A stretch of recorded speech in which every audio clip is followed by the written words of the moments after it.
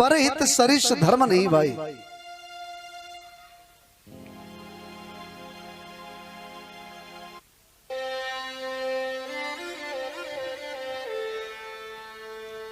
धर्म नहीं भाई, ध्यान दीजिएगा, दूसरे का भला करने के बराबर कोई धर्म नहीं होता। हम किसी के काम कितने आ रहे हैं, बात समझ में आ रही है? मायने ये रखता है कि हम किसी के काम कितने आ रहे हैं। आप मंदिर कभी मत जाओ, लेकिन हम लोगों में समस्या यही है, हम मंदिर जाएंगे, पूजा करेंगे, कथा सुनेंगे, सब कुछ करेंगे, लेकिन पड़ोसी को देख करके कभी खुश नहीं हो सकते। सबसे बड़ा कष्ट है ही हमारा, सबसे बड़ा कष्ट। परहित सरिष धर्म नहीं भाई। यदि हम किसी के काम आ रहे हैं तो इससे बड़ा कोई धर्म नहीं है। और हमें दूसरों के कार्य आना चाहिए, क्योंकि कौन लाया था, कौन ले जाएगा, सब यही छूटना है। लेकिन जो आप धर्म कर जाएंगे, जो दूसरों के लिए कर जाएंगे, बस वही आपके साथ जाएगा, वही तो साथ जाना है। अच्छा एक बात बताइए, हमें इन कथाओं करने से हमारा क्या लाभ है बताओ आप? हम भी तो कहीं कुछ कार्य कर सकते हैं अपना। हम महीनों घर से बाहर पड़े रहते हैं, बताइए आप, क्या हम किसी से कुछ मांगते हैं? लेकिन किस लिए?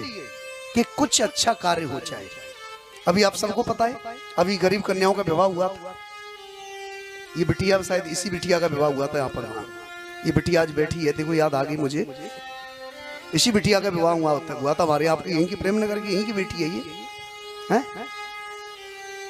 बिल्कुल निःशुल्क हुआ था, आप सबको पता है।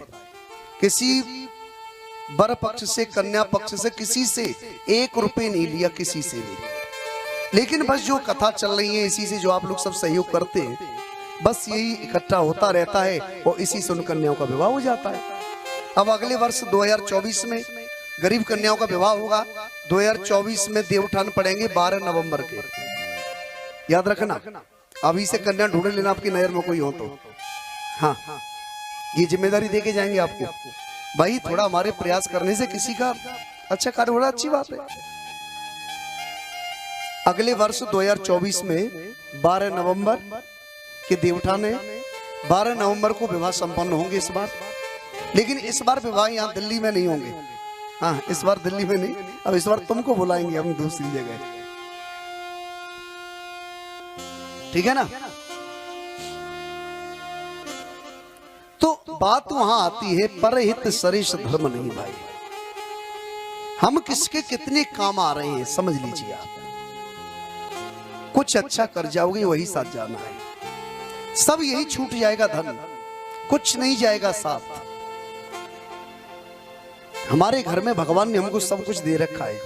सर्दी पड़ रही है, घर में कंबल भी है, रजाई भी है, हीटर भी है, सब कुछ है, सारी व्यवस्था है। यदि पड़ोस में कोई रह रहा है, गरीब है, उस पर व्यवस्था नहीं है, यदि हमारे घर में 2 रजाई फालतू पड़ी है, 2 कंबल फालतू पड़े हैं, तो उसको दे देना चाहिए। ये तो धर्म है। ये नहीं कि मंदिर में जाके पूजा कर रहे हैं और पड़ोसी को देख के आनंद ले रहे हैं, अरे अब अच्छा रहा। ये हमारा धर्म नहीं है। परहित सरिष धर्म नहीं भाई। दूसरे के भले के बराबर कोई धर्म नहीं होता। दूसरी बात, हमेशा सत्य बोलिए, सत्य से बढ़ के कोई धर्म नहीं होता। दूसरी पहचान, धर्म न दूसर सत्य समाना, आगम निगम पुराण बखाना। हमेशा जब प्रयास की, जब बोले तो आप सत्य बोलिए, जब बोले तो ऐसा बोले कि कहीं मेरे बोलने से सामने वाले को कष्ट ना हो जाए। जब भी बोले सोच समझ के बोली, शब्दों को तौल करके बोलिए। कहीं हमारे बोलने से सामने वाले को कष्ट हो गया तो क्या फायदा फिर। ऐसी वाणी बोलिए मन का आपा खोए, औरन को शीतल करे आप शीतल हो, ऐसा बोलिए। तीसरी बात, तीसरी पहचान, दया धर्म का मूल है, पाप मूल अभिमान। अरे दया धर्म का मूल है, पाप मूल अभिमान।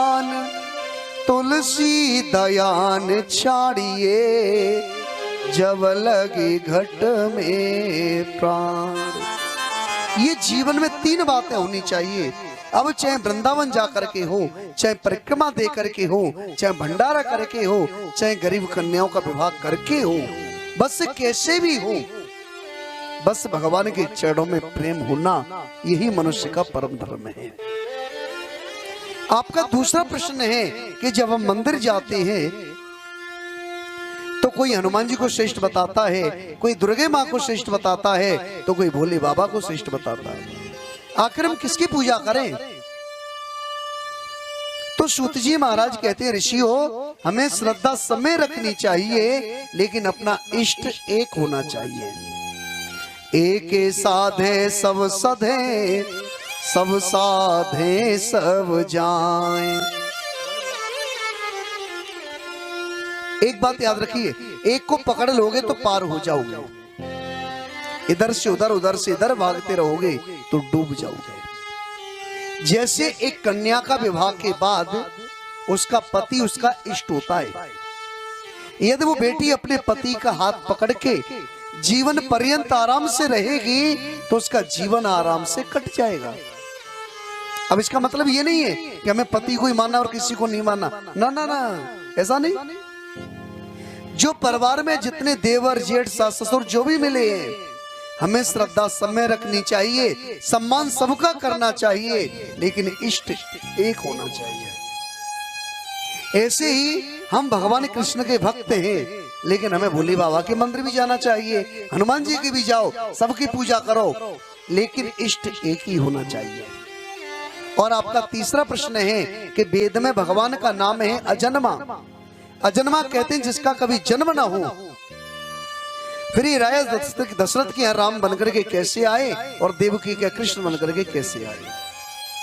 तो श्री सूत जी महाराज कहते हैं, ऋषि हो, भगवान कभी जन्म नहीं लेते, भगवान तो अवतार लेते हैं। और अवतार कब लेते हैं ये तो सबको ही पता है ना, कब लेते हैं?